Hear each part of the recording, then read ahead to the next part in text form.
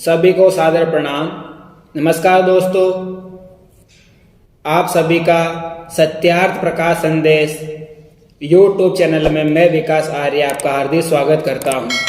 हमने आपको सत्यार्थ प्रकाश के अंतर्गत यानी पिछले प्रकरण में चतुर्समोल्लास के अंतर्गत आपको गृहस्थ आश्रम विवाह प्रकरण और समावर्तन संस्कार क्या होता है उसके ऊपर चर्चा की थी। और उसी कड़ी के अंतर्गत पिछले वीडियो में हमने आपको बताया था कि मनुष्य किस प्रकार बड़ा होता है, यानी अपने कर्मों के द्वारा या जातियों के द्वारा, और किस चीज को हमारे समाज में महत्ता दी गई है और किसको देनी चाहिए किसको नहीं देनी चाहिए, वो उसके और हमने आपको बताया था कि मनुष्य अपने कर्मों के द्वारा ही बड़ा होता है, न कि जाति भेदभाव के आधार पर।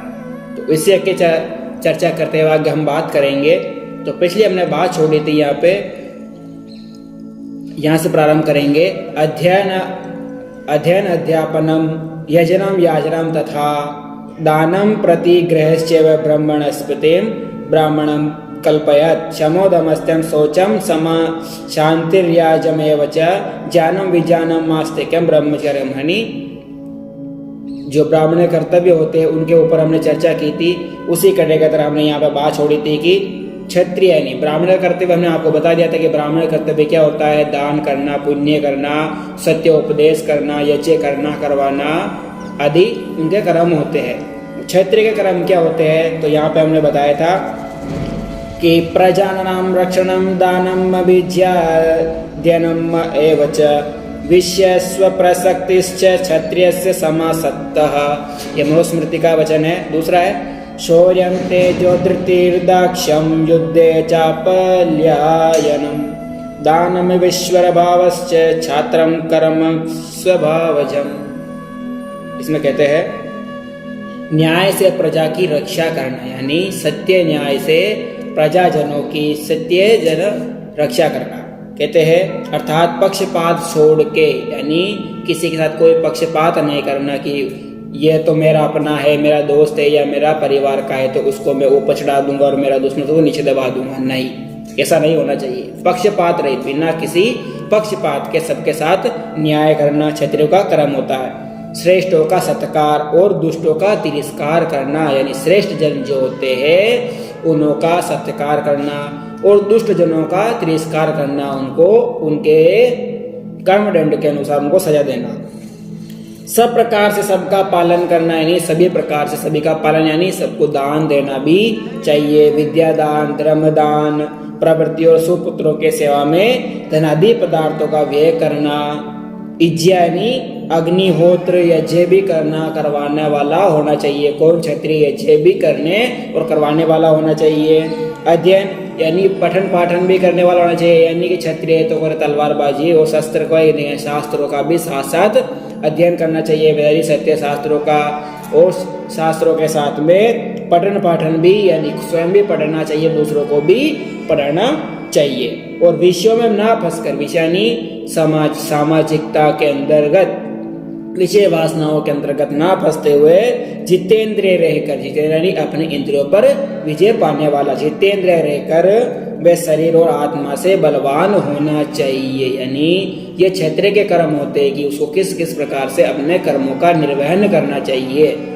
तो ये बताया गया कि न्याय से सभी का रक्षा करना, किसी के साथ कोई पक्षपात नहीं करना, सभी को विद्या दान देना और विद्या ग्रहण करना, यज्ञ करने का रवाना होना चाहिए, सभी को धन आदि पदार्थों का दान देने वाला होना चाहिए। यानी शौर्य सैकड़ों सहस्त्र से भी युद्ध करने में अकेले को भय नहीं होना चाहिए। शौर्य इतना होना चाहिए, इतना मन और उसका बुद्धि और इतना शारीरिक और इतना मजबूत होना चाहिए कि सामने सहस्रों हजारों सैनिक खड़े हो तो वह अकेला भी उनसे लड़ सके, हजारों को एक ही मिनट में सबको मौत के घाट उतार सके। ऐसा बल उस क्षेत्र के अंदर होना चाहिए। यह नहीं कि सामने दो आदमी खड़े तो भी वो डर जाए, नहीं मेरे में हिम्मत नहीं, मैं कैसे लड़ूंगा, वो दो है मैं अकेला हूँ, ऐसा नहीं होना चाहिए। अपने अंदर विश्वास रखना चाहिए, आत्मविश्वास होना चाहिए और शौर्य अपना प्रदर्शन करना चाहिए।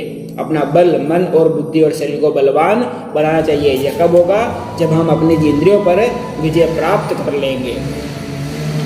कभी भय नहीं होना चाहिए, तेज होना चाहिए, अपने मुख पर अपनी इतनी कांति होना चाहिए, अगला बंदा अपने चेहरे की ऊर्जा को देखकर, चेहरे के जोश को देखकर वो पहले ही तिलमिला जावे, यानी वो पहले ही डर जावे।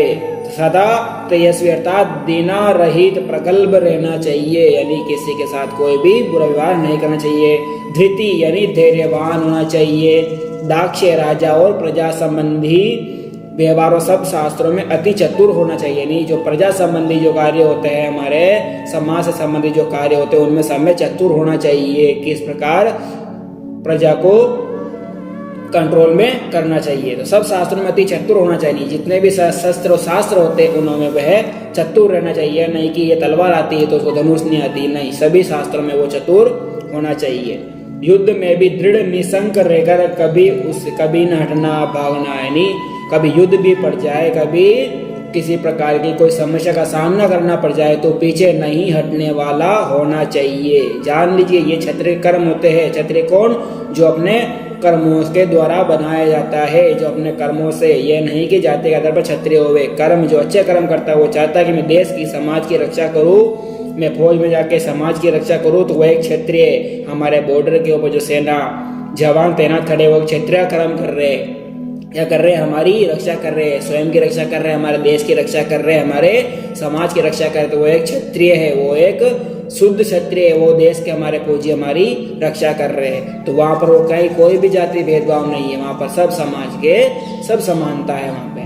तो अब कहते हैं यानी कभी पीछे हटने वाला नहीं होना चाहिए, यानी युद्ध में ऐसा नहीं कि सामने 10 आदमी को देख के वो अकेला डर जावे, नहीं, हजारों से सैनिकों से लड़ सके, हजारों दुष्टों से लड़ सके, ऐसा उसके अंदर बल होना चाहिए।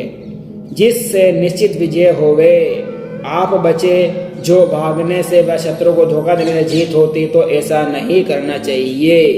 दान यानी दानशीलता रखना, ईश्वर भाव यानी ईश्वर के ऊपर विश्वास रखना, पक्षपात रहित होकर सबके साथ यथा योग्य बरतना चाहिए, यानी किसी के साथ कोई भी पक्षपात नहीं करने वाला होना चाहिए, यानी सभी के साथ समानता का व्यवहार करना चाहिए। विचार के देवे, प्रतिज्ञा पूरा करने वाला, यानी अगर कोई भी वचन ले देवे, कोई भी प्रतिज्ञा ले लेवे कि मुझे ये काम करना है, तो पूर्ण करके ही उसको उठना चाहिए, ना कि आधे अधूरे काम को छोड़ देवे, नहीं नहीं ये मेरे से नहीं होगा, ऐसे करने वाला भी नहीं होना चाहिए। उसको कभी अंग भंग ना होने देना चाहिए। 11 क्षेत्रीय वर्णों के गुण बताए गए, ये 11 गुण जो बताए गए क्षेत्रीय के होते हैं, इन्हीं गुणों के आधार पर वो एक क्षेत्रीय कहलाता है और अपने समाज की रक्षा कर सकता है। अगर ये गुण उसके अंदर नहीं पाए गए तो वो एक क्षेत्रीय ना होगा, वो भी एक शूद्र के समान ही माना जाएगा, सामान्य मनुष्य के समान माना जाएगा। आगे कहते हैं वैश्य, यानी वैश्य कर्म क्या होता है, वैश्य जन कौन होते हैं, उसके कर्म क्या होते हैं, तो कहा गया है पशूनां रक्षणं दानमीज्याध्ययनम् एव च वाणिज्यपथं कुसिद्धं च वैश्यस्य कृमवेव च। ये मनुस्मृति का वचन है। मनुष्य कहते हैं पशु रक्षा यानी गायों की, जीवों की रक्षा करने वाला, पशु का पालन वर्धन करना, दान विद्या यानी धर्म की वृद्धि कराने के लिए, धन आदि का व्यय करना, यज्ञ यानी अग्निहोत्र आदि यज्ञों का करना, अध्ययन यानी वेद शास्त्रों का पठन पाठन करने वाला, वाणी के पथ में सब प्रकार से व्यवहार करने वाला, कुसिद्ध यानी 1 सैकड़ में 4, 6, 8, 12, 16 व 20 आनों से भी अधिक ब्याज और मूल से दूना, अर्थात 1 रुपया दिया तो 100 वर्ष में भी 2 रुपये से अधिक ना लेना और ना देना, कृषि खेती करना, ये वैश्य गुण कर्म होते हैं। किसे कर्म बताए गए, ये वैश्य के कर्म क्या होते हैं, यानी दान देना और पशु रक्षा करना, पशुओं की रक्षा करना, खेती करना और अपनी आय में वृद्धि करते रहना और अपने समाज को कभी भी भूखा नहीं रहने देना, ये क्षेत्रीय कर्म होते हैं। यानी वाणी के पतम सब प्रकार से आनों में, यानी कोई भी ब्याज होता है सैकड़ों में 4, 6, 8, 12, 16, 20 आनों से भी अधिक ब्याज और मूल से दूना, अर्थात 1 रुपया दिया तो 100 वर्ष में भी 2 रुपये से अधिक लेना और ना देना चाहिए। अगर 1 रुपया दिया तो उसको 1 रुपया ही देना चाहिए, नहीं कि ज्यादा ब्याज लेवे, नहीं मैंने तो पिछले 4 महीने पहले मैंने आपको 1 रुपया दिया था, अभी इतने 1 महीने बाद ही आपके 10 रुपये हो गए तो मैं 10 रुपये लूंगा, ऐसा वो नहीं करने वाला चाहिए। जो चीज जैसी दी है उसको वैसे ही लेना चाहिए।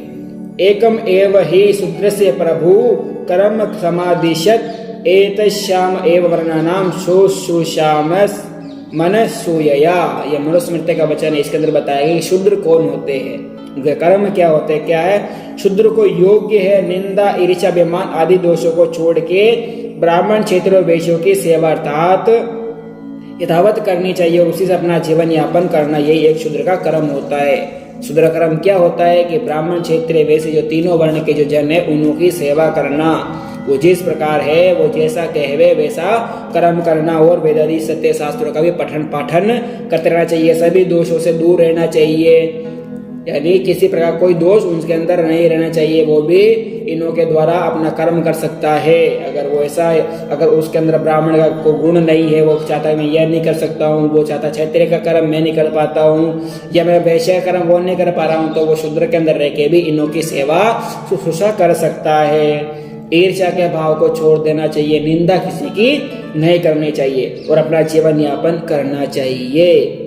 ये चारों वर्णों के जो हमारे वर्ण के अंतर्गत जो चारों है, ब्राह्मण, क्षत्रिय, वैश्य और शूद्र, इनको कर्म क्या होते हैं वो उन्हों के यहाँ पर हमने आपको यथावत बता दिए। तो आप समझ गए होंगे कि ब्राह्मण का कर्म क्या होता है, क्षत्रिय का कर्म क्या होता है, शूद्र का कर्म क्या होता है और वैश्य का कर्म क्या होता है। अगर वे यह कर्म करते हैं तो वे अपने अपने वर्ण के अंतर्गत सुख शांति से जीवन यापन कर सकते। अगर ब्राह्मण कर्म नहीं करेगा तो क्या होगा, क्षत्रिय कर्म नहीं करेगा तो क्या होगा, और वैश्य कर्म नहीं करेगा तो क्या होगा। इसका उल्टा विपरीत आप समझ सकते हैं कि जो जैसा कर्म करता है उसको वैसा ही फल मिलता है। अगर वो जैसा उसका कर्म क्षेत्रीय का है, उसका समाज की सेवा करना, खेती करना, गायों पशुओं की रक्षा करना, वो ये नहीं करेगा तो हमारे ऊपर वाले जो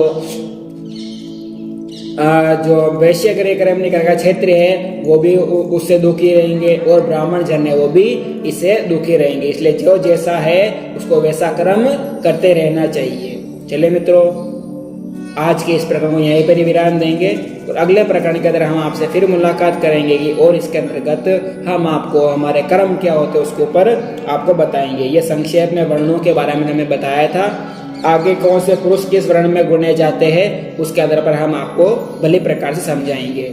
चलिए मित्रों, हमारे चैनल पर आप नए हैं तो हमारे चैनल को अब तक सब्सक्राइब नहीं किया होगा तो सब्सक्राइब अवश्य कर लीजिएगा।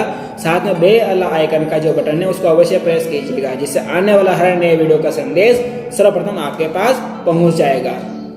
और हमारे चैनल को जितना हो सके शेयर जरूर कीजिएगा। आप जितना शेयर करेंगे उतना ही आपको भी लाभ मिलेगा और आगे जो इस वीडियो को देखेंगे उनको को भी इस चीज का भरपूर लाभ मिलेगा। धन्यवाद मित्रों। इति ओम शम।